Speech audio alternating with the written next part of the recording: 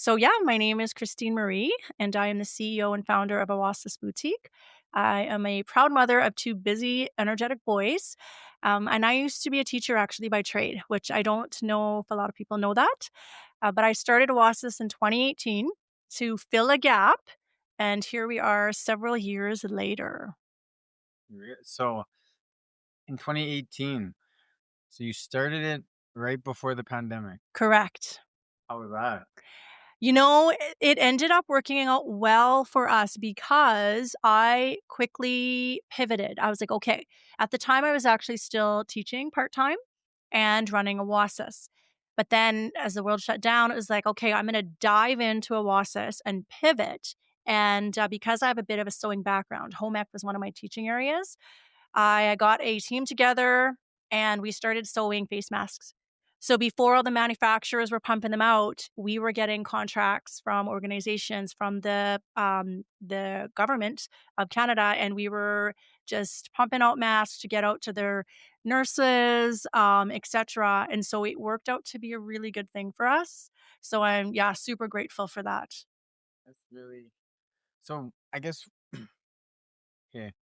Being a teacher. So Oasis is children, It means child and Cree. child. Mm-hmm. Okay. Yeah. So was that like you being a teacher? Like how's the connection there? 100%. Yes. Okay. Yeah, you totally got it. So I thought I'm still going to teach, but in a different capacity. And so it's going to be through entrepreneurship. And especially, seeing the gap, there were folks doing youth and adult Indigenous apparel, but nobody was doing baby and kids. So that is the target market I went with first. And then we grew very quickly across Canada, and folks were requesting all sizes, all different designs. And so we expanded because of the demand. But through each piece, like you alluded to, is I educate and I teach. It has to be meaningful and create those conversations that we need more of in our country. Wow, that's cool. Hmm. Do you remember like some of your first designs? For sure. And they were awful, Yeah. right? You start off and you're like, oh gosh, you look back. Then that's the beauty of starting something, right? And you build. And then you find out what works, and just I'm a very particular person when it comes to like, let's just kind of, move that or let's replace this or whatever. And then you find your groove. So before, when I did everything in my home, I had a press on my island and I would press all the things before I had to reach out to printers to help us. But yeah, there were a few that were questionable, but it's part of it, right? It's part of it. And you look back and you laugh, and others are like, oh, I totally can relate. That's really cool though. Yeah. It's funny because when you like obviously my wife, and Yes. just like the designing side of it, sometimes she'll ask me questions. She'll be like, what do you think I should add to this or whatever? And I'm just like, Yeah. I don't understand how you could what you showed me, that's Yeah. all I can see now. Yeah. Yeah. I Yeah. can't add to this. I can't like I don't know how that creative mind works, Yeah. to be able to see things before they happen. Totally. But it's like it's really amazing. Even watching her like Oh, I bet. zoom into and like do the I'm just like, what the heck is happening? Yeah. Oh, for sure. And I feel like, a part of that creativity piece is I used to sing growing up, and that's something I did on the side. And so sort of unleashing that creativity. And before I had kids, I helped design and build houses and would actually design the custom plan and could see things and place it here and place. So I feel like that's definitely one of the strengths of me being an entrepreneur is, but you grow with it, right? It's like you're not going to get it right away, but you just keep working at it. And I'm sure the folks that I work with just know that, that first draft, because I sketch everything. I'm old school. I have several notebooks, and I'll sketch that idea down, and then we convert it to a file. But oftentimes that first file is like, no, let's again, like I was saying, tweak this, tweak that, and then I'm like, yeah, that's it. Sort of make sure that that aha moment that you have as a person that loves what you do. Are you like hard on yourself? Or are At you like times, yeah. perfectionist a little bit? Yeah, definitely at times, and so that would definitely be a weakness.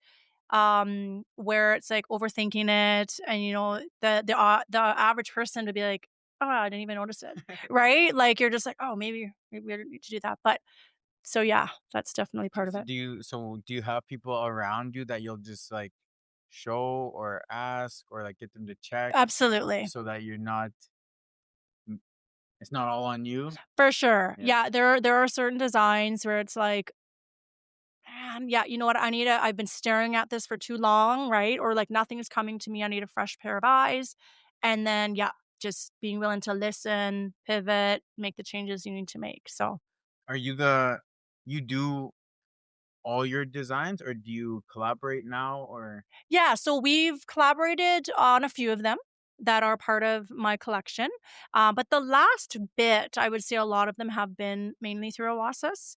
But yeah, again, I always start with the sketch and then we grow it from there. Mm, Hmm. that's that's wild. Yeah, It's cool though. it is. It's surreal.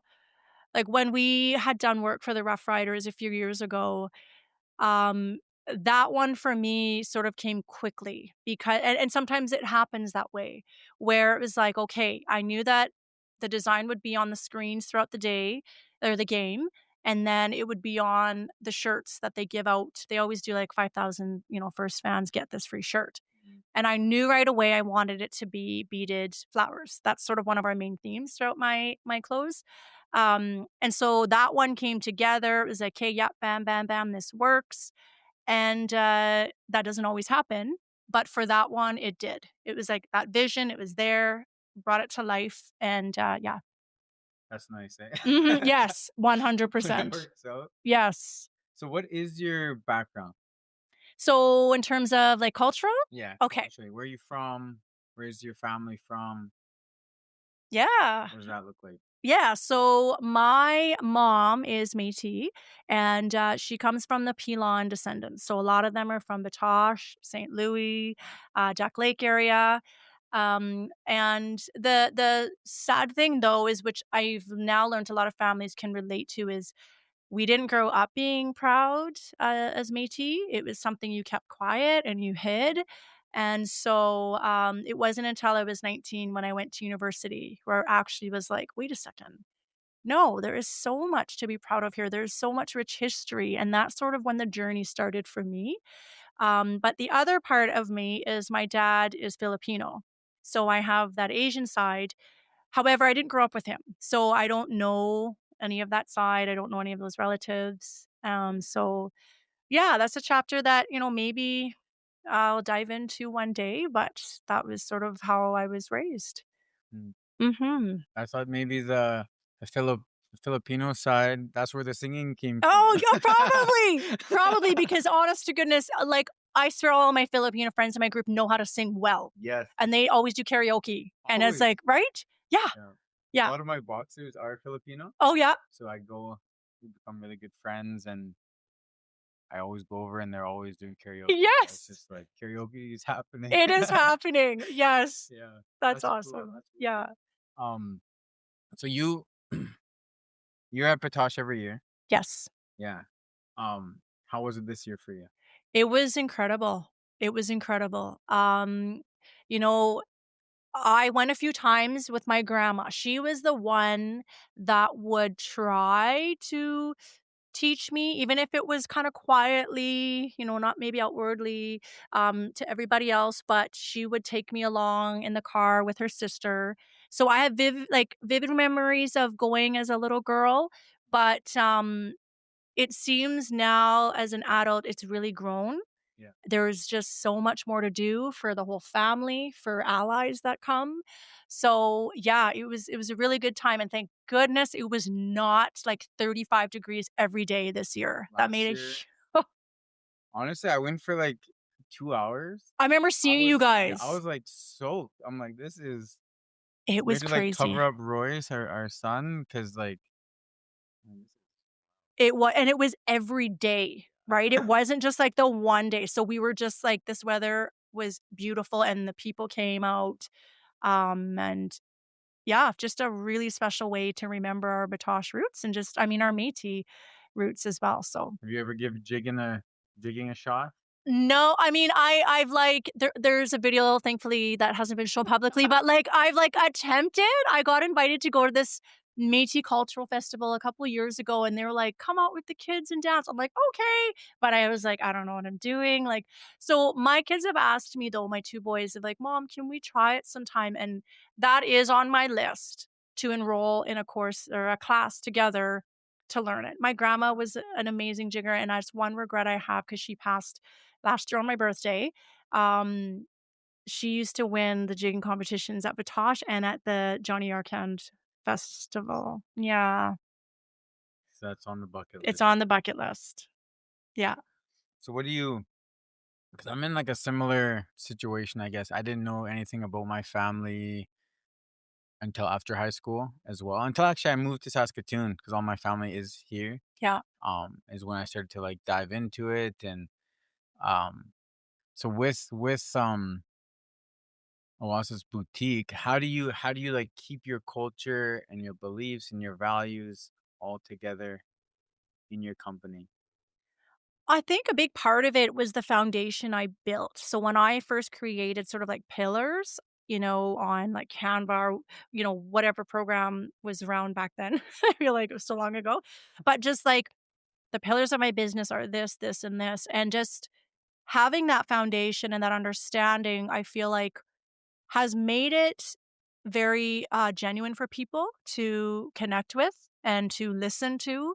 And again, like I mentioned, is there's other people on that same journey. So it's like I didn't learn until I was 19 and went through the Suntep program where they teach you a lot of your history. And so, yeah, just knowing that foundation and remembering that's another reason why I started with baby and kids apparel was I remembered that shame.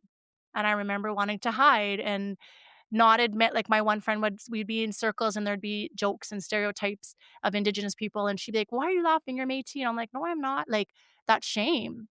And so you remember that. And I thought, you know what? We need to start this apparel for these little so that they can grow up right from the get-go, knowing who they are and to be proud of who they are.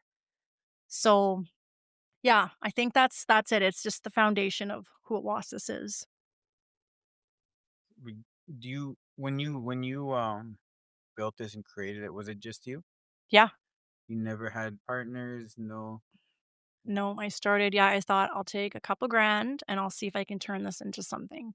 And at the time, like I mentioned, so my kids were 4 and 1. So literally one like, toddler at When my you side. started? Yeah. Uh, Yeah, and my baby, still wanted to be carried. So it's cool looking back at photos of like I'd lug them in the let's go drop off this order and I'd have fishy crackers and their toys and their books and they would come with me and I'd pull the wagon and they, would come in and I they were part of it. And I also wanted them to see that especially just in our world today that moms, women, colored women can do hard things too and we can have a success story too.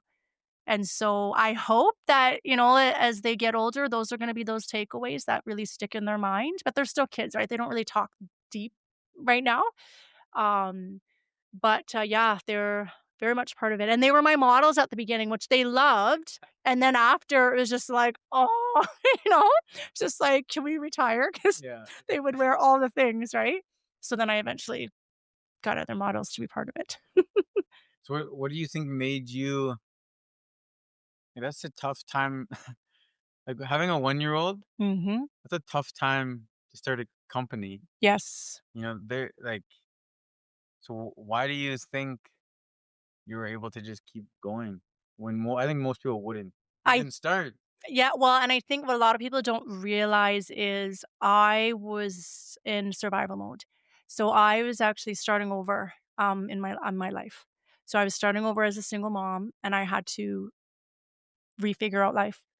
And so I was absolutely broken and I was, scared, and at the same time, I looked down at these cute little boys with these big brown eyes and being like, "Hey, no, I can push through, I can rebuild, I'm resilient, and there's still much more in life to live."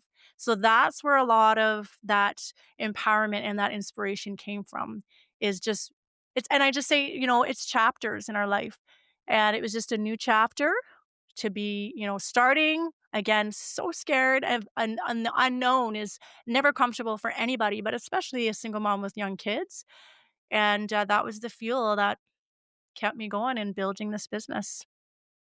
It's like it's really cool to see because that's like such a great example of resilience. Mm. But it's like nice to see that you're like very you have a lot of energy, like a lot Yeah. of good energy. You're always smiling, you're always happy, Mm. and it didn't like wear you down where you just like hate the world or something, Oh, yeah. I mean, you know what? It could have gone that way, right? You're gonna make me Yeah. cry. I'm like, um, yeah, no, there were a lot of emotions for sure and a lot of tears. But yeah, I think that's the beauty of just having many chapters of our life, and we can choose on how we want to live those. And I could have stayed there and I could have stayed stuck, but I just knew, nope, again, I have to get out of bed and go make breakfast, or I've got to go and take them for a walk or whatever it was. So yeah, that was kind of why I kept pushing through. And when did you go full time? Pretty much, right after COVID. So I had stopped teaching, so it'd have been, yeah, like 2020 in there where it was like, "Let's dive in now and give it all we got." And then that fall, both of my boys would have been in school. So then the timing worked out really good. Did you always kind of have I guess like a entrepreneurial No. spirit or No, I was awful. yeah, I was okay, awful. okay. So I used to work at Sport Mart, which used to be in Midtown, and I would get in trouble because my boss, she was amazing, but we would kind of do, like, reviews and check-ins, and she'd be like, "Christine, like, you need to sell the jacket, like, you need to sell the mitts, you need to," and I'm like, "I can't ask them for their money." Like, she's like, "But that's what we hired you for, like, you have to make sales, you have to upsell," like, and they did incredible training, and they were fantastic, but I was not the top salesperson, like, ever. So it's ironic that, these years later, I'm on that path. So it just mostly started as like a supplement, like side, Totally, and then turned into like a purpose. for 100%. That's And not just that's what I find so, also inspiring is it's not just for me, it's the incredible community that has showed up and that has joined me and shared their stories of how, this design impacted them, or how this conversation started with this ally because of this design. Like, it's this sort of layered, beautiful journey of reconciliation and action. Um, so yeah, it's pretty neat. so that's so what do you I guess like you've probably developed a lot of tools for like keeping calm, rebalancing, you know, rewiring yourself when Yeah, things get tough and you get overwhelmed or yeah. anxious or you feel like things aren't working the way they should be. What does that look like for you? How do you like take a step back, chill out, Hmm. and then like come back into things? Yeah, that's such a good question. I think it's so important for entrepreneurs to talk about more and more, because the hustle is real, and that fatigue is also real. And so one of the things that I did right from the get-go was I said, I still am going to be present as a mom. And so sure, at the beginning it meant like really late nights, or, just giving up certain things, but I just did not want to lose sight of my babies, and likewise, I wanted them to always know mom was there. And so I would take regular breaks. And so if they were on their school break, I would take off that whole school break and I would shut down. If it was Easter break, I shut down. And I remember somebody else in business say to me, they're like, "Man," they're like, "that's pretty amazing that you do that." And they're like, "But genuine question, like, are you ever scared that, you'll lose sales or you'll lose customers?" And I said, "You know what? I'm not scared because I feel like people appreciate and value when you value family time." And to this day, knock on wood, I haven't had, somebody say like, "Why would you take time with your kids?" Like, right? Like Yeah, people yeah. are very understanding of that. Right. And especially when there's only one you can only pour out so much. So having those regular breaks is something I do. And I do like to go to the gym as well a couple of times a week and just, yeah, refuel and decompress, all those things. And then having boundaries. So whether that's set hours of like, this is when I'm open, this is when I'll answer emails, or like say, your to-do list is this long and you're like, you know what, this month I can't take on anymore. So we'll have to put you on for the next month. So just trying to really be aware of your time and your energy so that you can continue to enjoy what you're doing. And hopefully you say like, I show up and I'm smiling. Because if that changes, then pull me aside and be like, what's going on? I don't think I've ever seen you not smiling. Oh, ask my kids. I'm sure they have. Yeah, I guess. Yeah. Yeah, yeah. You maybe you just have a really good poker face. Yeah, yeah, exactly. Totally. Um, so I guess what's like a quick message, or I guess it doesn't have to be quick, to like single moms trying to figure it out? Give yourself grace. Take I say 1 minute, 1 hour, 1 day at a time. And that was sort of especially at the very, very beginning.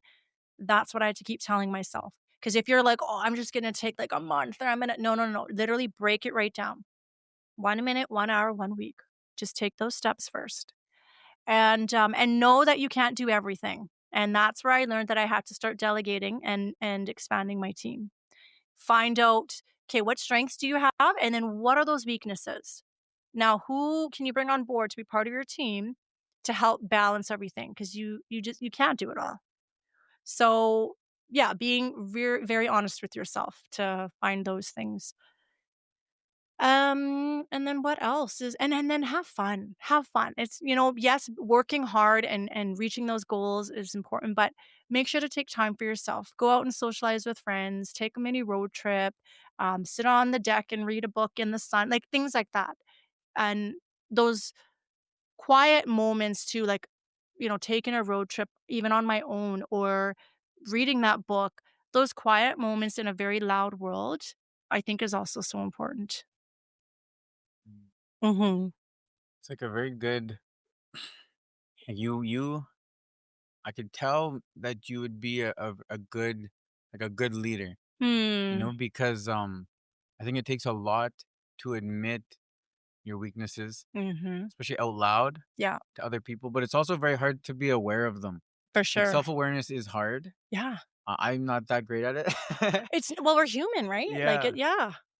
So to be able to like identify where like, maybe I suck at this. Maybe I should Mhm. find Mhm. somebody who can do this, and then, and then have like enough in you to be able to trust people and be Yes. hands off and be Yes. like, okay, it doesn't have to maybe be perfect or the Mm. way and like let somebody else put their touch on it, or um I think that's I think that's where people get stuck. Yes. Yeah. And I've had that question, like, how do you trust that next person? Or how do you try and then I'll say, at some point, especially if you wanna grow, you have to let go.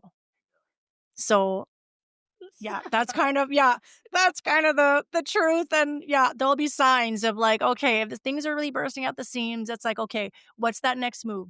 Are you gonna stay there and it's just gonna get crammed, crammed, crammed? Or do you sort of open that little space and be like, hey, could you please, etc., whatever it is, and then then there's more breathing room and just that sense of relief of, okay, yeah, this is gonna be okay. It feels different, it might look different, but um building that trust I think is so key when someone wants to grow and sustain their business. Yeah. Yeah. I think for do you think okay, this is like so recently, I guess like in like the last maybe 2 3 years, I've been like really diving into um not just like Métis Mhm. heritage, but indigenous heritage. Mhm. I've been just trying to learn about it. go to powwows, I'm just asking questions, I'm going to ceremonies, Mm, sundance, sweats, yeah, just being around elders, learning, trying to learn Cree, yes. Michif, and just so like for you being in like a similar, like not really knowing your background for till like Yeah, way 19. later, Mhm. uh do you sometimes have like maybe I shouldn't be doing this thoughts? Did you ever have those thoughts? Or maybe I shouldn't be here? Or who am I to teach? Um, I don't like, that's a good question. I've never been asked that in that way. Like that imposter syndrome that you see. Right. I feel like in the sense of I do remember going to a local awards ceremony, and this was it my 3rd year of business, I think? And at the time, there was still not very many Indigenous businesses in Saskatoon, and I remember walking in the room and being like, "Oh my gosh, I should not be here. Like, I do not fit in here. This is not for me." But at the same time, I also knew that but if I don't, or if the next person beside me in a similar position doesn't, then who will? We have to start breaking these barriers. We gotta start making this path, even though it's so uncomfortable. Um, and so I feel like in those cases, and you probably could relate to this, I want people to understand it just takes so much courage for us, for our people, our communities to show up sometimes and to just to have that understanding. Because it really truly does. When you grow up in a world that's not meant for you, or you're told that, it is not easy walking into certain spaces. So that's kind of the angle that I think from me that it would connect with that question. Yeah, that's a it's like those growing pains. For sure. You just gotta get through them. You just gotta feel it. Yes. And sometimes it's like I, even just being at a powwow or a sweat, like the first couple times I felt like I don't know what the heck I'm doing here. Sure. Yeah. Yeah. And yeah, so yeah, that's good. Well, and that's what I always say too to when I customers share their stories with me of what their upbringing was like, or that they're in their 30s and they're just discovering, about their indigenous roots, and it's never too late. That's the beautiful thing. It's never too late, and there's more resources and programs out there today than there ever was. So it's a really good time to be Indigenous. That's not just like a cute phrase. I feel like that is totally the truth. Um, but yet, there's obviously a lot of challenges too that come with it. So it's a journey. So how do you, as your business grows, and obviously business is a westernized tool. Hmm. So how do you keep cultural roots in your company as it grows? Well, I think again back to with each piece, the meaning, like having that meaningful, whether it's the, cultural design aspect that's in there or the colors that we use but every single piece will have some kind of educational piece. And, not everybody may know that and, unless they ask or if they see the post or if someone's wearing it, but that for me is key. Every piece I want to have, it's gotta be Indigenous inspired, um, and yeah, I want that to shine through. So that'll be through the piece, but also I feel like it's a big part of even who I am and the conversations I have, that I'm not just posting it on social, but that it actually comes out of my mouth too. So, um, I think, yeah, those 2 things need to go in hand in hand, and when I get invited to do, keynotes for, events, I will always add in some kind of call to action for the people of the crowd, because I think that's another important way, not in a way to I think we have to be so careful with how we, present certain questions or say conversations. We gotta challenge people in a healthy way, not in a way where they just shut down and they are just like, "I'm done with this," right? That's not gonna get us anywhere. So how do we then still, okay, here's this call to action, get them to think on it. How do they take that step and create that space where they hopefully feel safe to ask questions? Because then that's where we can go somewhere with that. So yeah, it's another piece.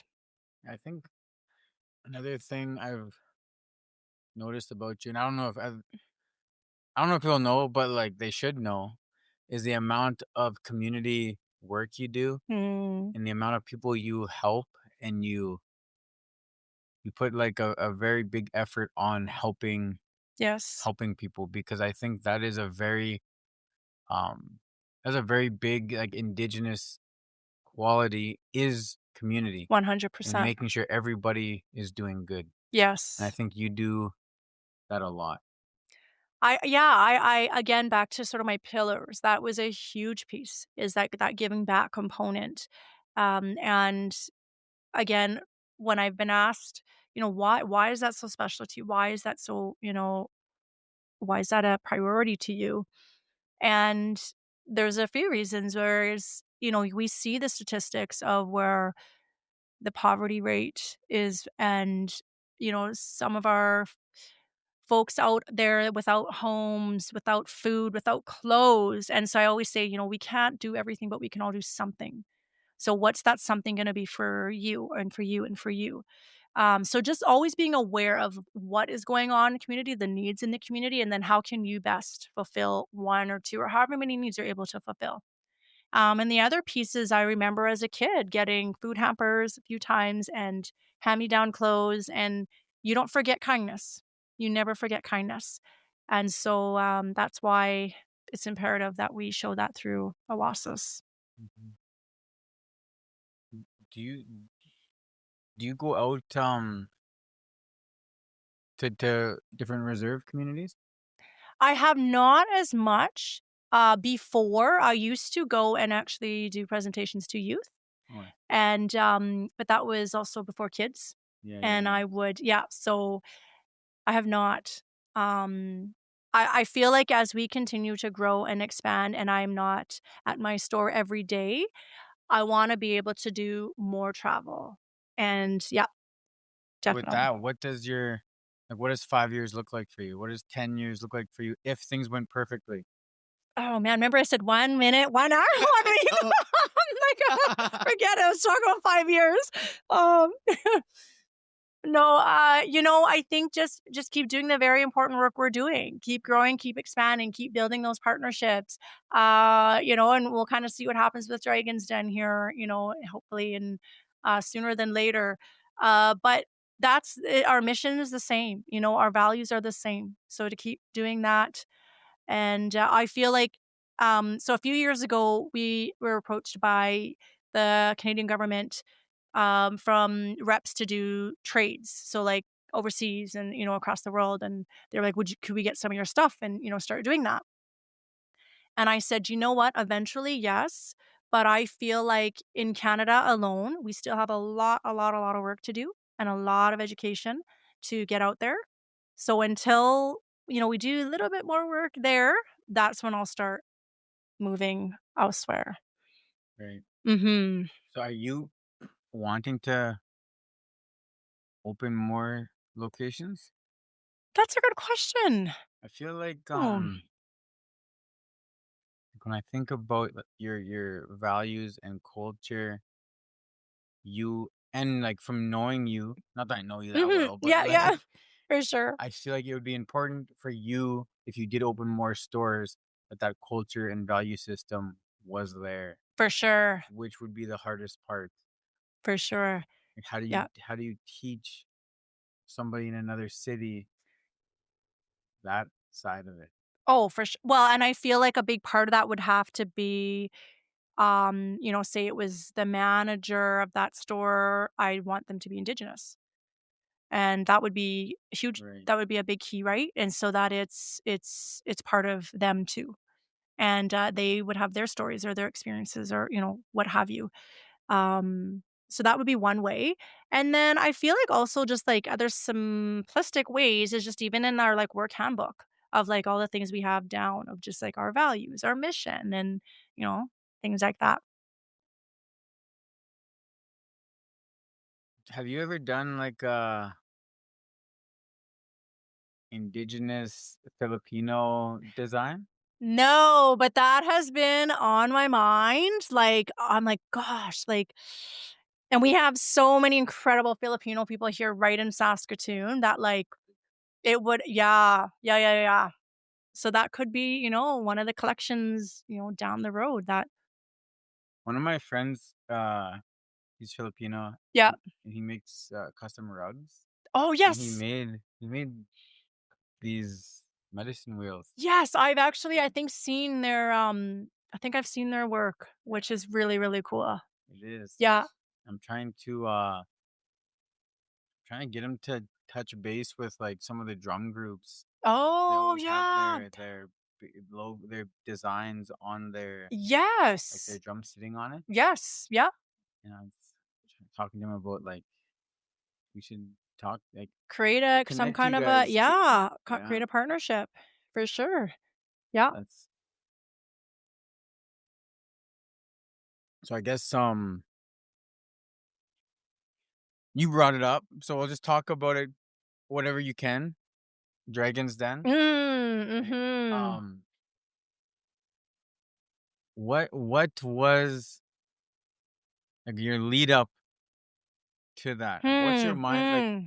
Yeah. And we talked about this being before the podcast started, being a perfectionist, being creative. How much of a perfectionist came out with that process? So what's really funny about this whole experience was I never wanted to go on Dragon's Den. Mm, It was not on my bucket list. And I watched the show for years. I loved it. I love learning from people. I was like, "Oh, wow, good for them," whatever. And I knew a few of my friends have gone on and so I actually was in Toronto. I have a couple of friends there. And at the time, my one friend who worked for Sportsnet, she used to be a journalist for the Raptors. And she said, just we were out for tea and we were talking about life, blah, blah, blah. And then she just randomly was like, "Oh my gosh, you should apply for Dragon's Den." And I was like, "What?" She's like, "Oh my gosh." She's like, "Yeah, right now applications are open, blah, blah, blah, blah." And I was just like, "Yeah, no, that's fine. That's funny. Like, thank you, but I'm good." Right. And then she kept like kind of like, you know, prodding, like, "Hey, you should do it. You should do it." She's like, "What's the worst could happen?" And so I got home and I was like, "Fine." And so you just go online, you sort of put in a basic application of like, yeah, who you are, what you do, why you want to go on, this and that. So I'm like, fine. And then, they'll screen all that, and then they'll pick so many to move forward, and, obviously, we were one of the ones picked, which I was really, really shocked when I got the email, and then you had to do an video interview with one of the producers, and then if you passed that, then you got to be one of the 100 to pitch in the actual den. So then by that point, it was just like, "Okay, alright, cool, like, it's my pitch, like, I know my business, you know it better than anybody else, here are my, like, key points, blah, blah, blah." So I, like, prepped, did the video interview, and I was so nervous, like, very, very nervous, like, shaking, like and I've sung in front of, like, big crowds before, but this was, like, a whole different nervous. She was very gracious, and, it went well, and then she just said, like, "We'll let you know if you make it forward in a couple weeks' time." It's like, "Okay, cool." So you, like, try not to think about it as, like, time's going by, right? But you just keep checking, like, your emails and, like, oh, every and minute. literally, that's the one. Every minute, every minute, every minute. And, yeah, we got that email. I got that email stating that, "Yes, you have been chosen to pitch to the Dragons in Toronto. Stay tuned for all the dates and details and all this." And it was like, whoa, that was one of those moments where, people talk about those, like, defining moments of your journey, and that for me was just a defining moment. Mhm. Like, holy crap, this is a big platform. This is national television, and you have to be very vulnerable, Right. because 'cause you're sharing all the details. So, they pair you up with a producer to work to craft your pitch leading up to when your actual pitch day. So you've got a good, like, gosh, I wanna say it was, like, a good couple months, even, like, 2 months. So it was a good amount of time to really just get those nerves in check, really focus on, but then, of course, everything's different when you're actually there, Yeah, right? yeah, yeah. So she was very lovely to work with, very understanding. I felt listened to, and yeah, we had fun planning everything out. And then I took one of my staff members, Métis staff members with me, and we flew down and we went to the den. That's wild. That's the end. No. Yeah. That Yeah. is wild. And of course, of all people, so in our sort of group of within our time frame, I was chosen to go first in the den. So it was like, okay, you know what? We're here. Let's do this. And you know what? To be honest, we had a great sleep the night before, so I felt super energetic, and I was kept thinking again, this is not just about me. This is about the other young Indigenous girls, women. So this is so much bigger than myself. So just drop the shoulders and go and own that moment. So I walked out there smiling, and then hopefully you'll be able to watch the rest Mhm. sometime this year. Yeah, that's cool. Mhm. Was there in your group, was there other indigenous businesses? Not that I know of. And so I am very curious to know. I do know of one other Indigenous business on a different day. And so it was really awesome to see that they also made it to that point. Um, so hopefully there's more Yeah, that, yeah. were there for that big moment.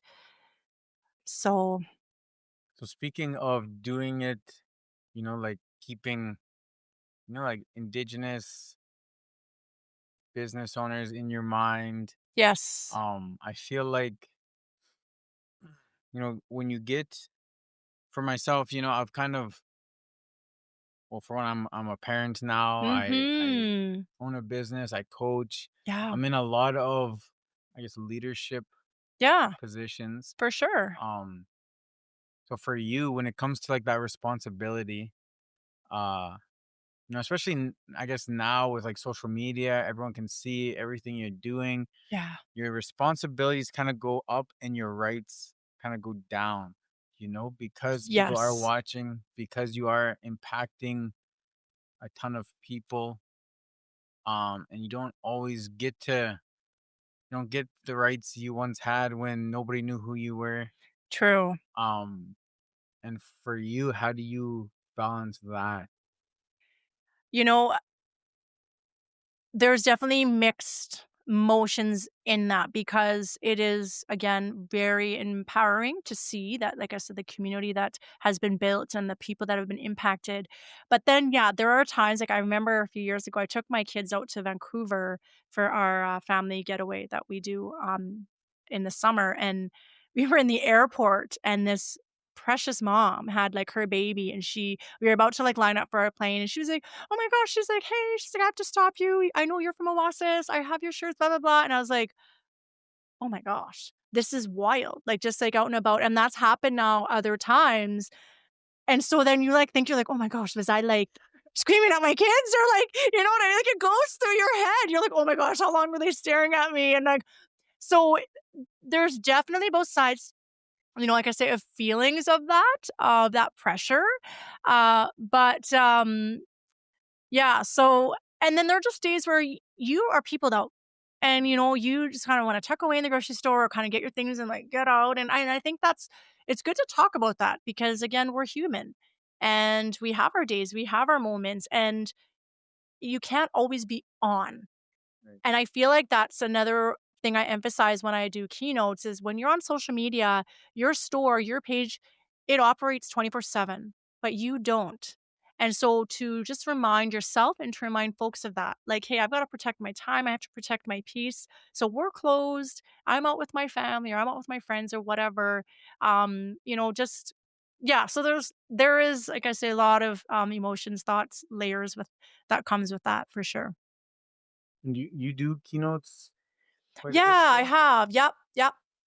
I've gone, yeah, to different, community events. I haven't traveled again, like I mentioned, that's something I want to do more of here in the next coming years is get out to more communities and, yeah, do keynotes. Are you pretty I did I got asked to speak at an assembly just on Monday. Okay. Yeah, I'm doing a after school program at okay. EDCN, Yeah. and I was just gonna talk about the program. Yeah. But then the way I was introduced, they said, and he has an amazing story. I can't wait for you to hear it. So now I'm like, okay. Now I have to talk about myself. Yeah, Like, uh-oh. yeah. And I Yeah. really had a hard time talking about myself. Sure. Yeah, it Yeah. was like a very I gotta like I guess for you, how do you talk about yourself and then also like make it relatable? I mean, I feel a big part of that would that helped was my teaching background, right? I had to practice getting in front of peers or students or parents and talk. And then again with singing, getting in front of like the biggest crowd I ever sang in front of was it was 30,000. And the Rough Rider game. Yeah, Sing yeah, there. yeah, yeah. Yeah, so, so this was this 2015? It was it was quite a while ago, at their old stadium, and, before oh, no, that one was smaller, so I had sung there, and then their new one opened, and they invited me to sing at that game, and it was packed to the max, and I picked a point, I saw the timer because you had to sing, literally, it was like a minute and 24 seconds, you couldn't go over. So I just, that was my focal point, and what I don't think people realize is when you sing in an arena, there is a lot of reverb, so you might sing like, "Oh," and it's like, "Oh, oh, oh, oh, can," and you have to, keep going. You can't get thrown off by the echoes. So I just was like, "Focus, 124, let's go." Um, and so those moments of, that the crowd, the faces, the pressure have really helped prepare me for if it's a crowd of 20 or 200 or 900, it's like, "Okay." And, still have to drop the shoulders, look in the mirror, just sort of being like, "Hey, you got this. Let's go. Go out there." And then also, I think what's important to tell yourself in those times is they came to listen to you. Mhm.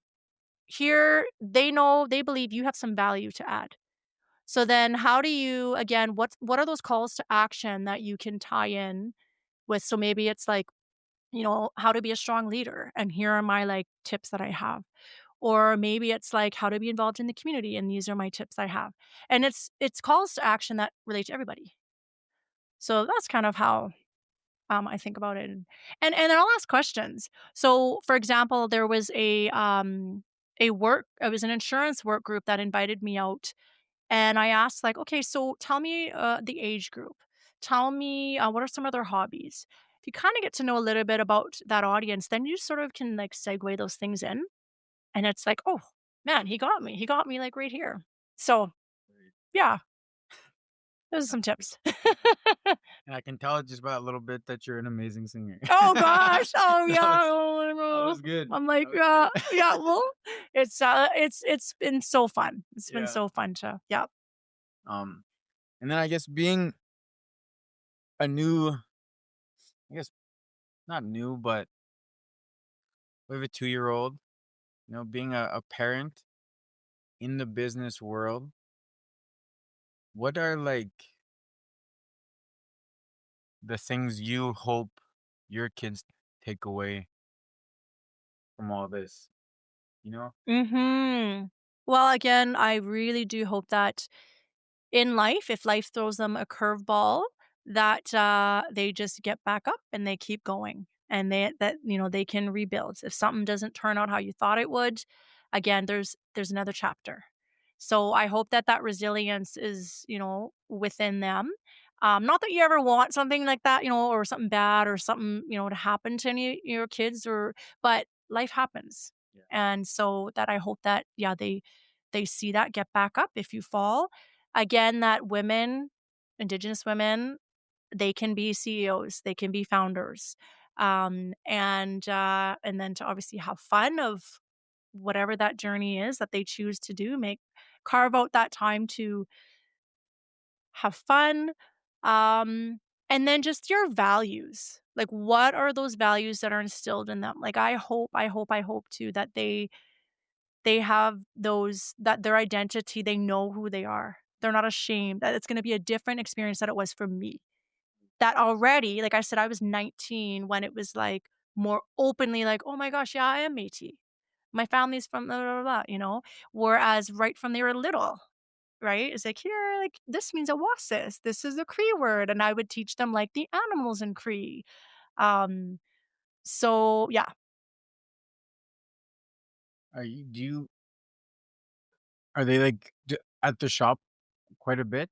Do they they used come? to be. Okay. Yeah, they used to be, and if they don't have, schools, then they'll join me at the shop, and they usually bring, like, books, drawing, paper, there's always we always pack, like, a little bag for them, and then they do have their game time or, like, their movie time, but it's not, like, the whole I want them to sort of have that variety, um, and they have work, so they actually helped me work Batosh one of the days, so they make some money, Oh, and then they get experience to work with customers and, just teach some of those, qualities to them too.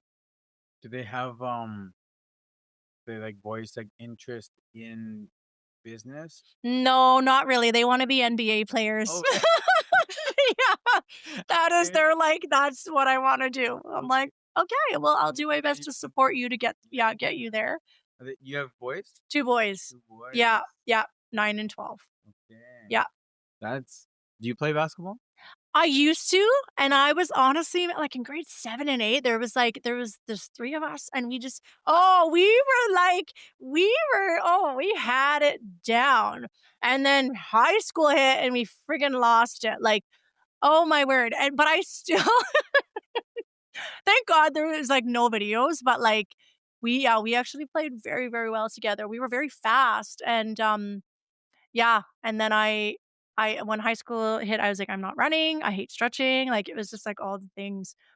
But my brother is a big sports fan, he always has been since he was a little kid, and he passed it on to my boys when they were, like, toddlers. So we got, like, a little net on the deck, and he would just get them to do dunks over and over and over, and as I saw that interest develop for them, I wanted that to also be something I showed interest, and they saw that mom found it was important because they loved it. And so it's something we bond over. Like I have the NBA app on my phone. We check highlights. I've gone to a couple of games. I took them to the first one in January and it just fills my heart to see the joy that it brings. And I hope they still think it's cool in a few years from now that like mom likes basketball with us. But Which one? Where did you go? so I took them to the Raptor and Bucks game. And so they actually got to meet some of the players. They shook all their hands, high fives, got a couple signatures. Very, very cool experience. And then, yeah, the can't remember now who won. Doesn't matter, but but it was cool to see Dame Lillard and Giannis up close. And then, of course, yeah, at the time the Raptors players as well. So, Have you ever went to the ones here? the Rattlers, Right. yeah, yeah, you bet. So I had done some work with them a few years back, and so yeah, we've worked together a few times. We would go watch them. Yeah, and then right away, like the SNBA and all the other leagues kick off, right? So I've been at the court with my oldest. He's really trying to make a certain league this year. So every day after school, after we have our snack, we have a half court in our condo area. So I'll go out there and do drills and hopefully get them all warmed up and ready to go. You should talk to Tristan Amia. Yeah, yeah, I You know know him? Tristan. Yeah, Okay. totally. Yeah, he works for the Rattlers when we, like, work together. Okay. Yeah, yeah. Cool. He's Mhm. awesome. Oh, for sure. I played it this just like a month ago. We played 1-on-1. Oh, yeah? And? Wow. I don't know. What was that? We played to 7. I got up to 6. It Yeah. was 6-0 For you? for me. What? And then and then he beat me 7-6. I'm like, No. was this guy even trying? I was Oh, like, right? 'cause I was feeling good, and then all of a sudden, he's just the man. Oh my gosh, He that's crushed all my crazy. dreams. Oh, So, but he's awesome. Tristan. He came on here, so I got to know him pretty good. Nice. But that's Yeah, awesome. yeah. So basketball, you're gonna have NBA players. That's knock on wood. Yeah, that is the hope. Yeah. That's awesome. Mhm. And we're coming up to an hour. That's crazy. Yeah, That's crazy. that's good. That Yeah. was how was that? Good. Yeah, Yeah. easy, Yeah. Oh, totally simple. easy. Yeah. That's good. Mhm. Um, well, I think this was I, yeah, I didn't really know, I guess, the details of really anything. So it was like really awesome to get to know you actually, Yeah. because like I said, we've I've known you for a, a couple years now, Oh, for sure. and it's just always in passing, just Yeah. hello. Yeah. Um, so it's nice to just like finally learn about you, see where these vibes come from, why you're always good Yeah, energy, yeah, and right. so Yeah. it's good to know, like your values and where you're at, and I think yeah, you should be very proud of what you've created because I think you're doing a lot of good things. So Thank you, and yeah, I do appreciate your time and your invite. yeah, It's always nice to have these, vulnerable, genuine conversations because I feel like more people in our community need to know behind the scenes of, like, the whys of what yes, businesses are doing here. So, yeah, thanks for having me. yeah, yeah. I think we relate on that because I think the why is just as important, but sometimes more important than what you're actually doing. For sure. It's like what made you what made you push when most people Totally. wouldn't, Yeah. and being able to have that value system that that even just like the power of like building with two young kids, that's Mhm. incredible. Yeah. That's really, really cool. Yeah, And I'm thank you. excited to see the results of Dragon's Den. Yes. So awesome. Well, thanks for coming. Thanks That was again. awesome.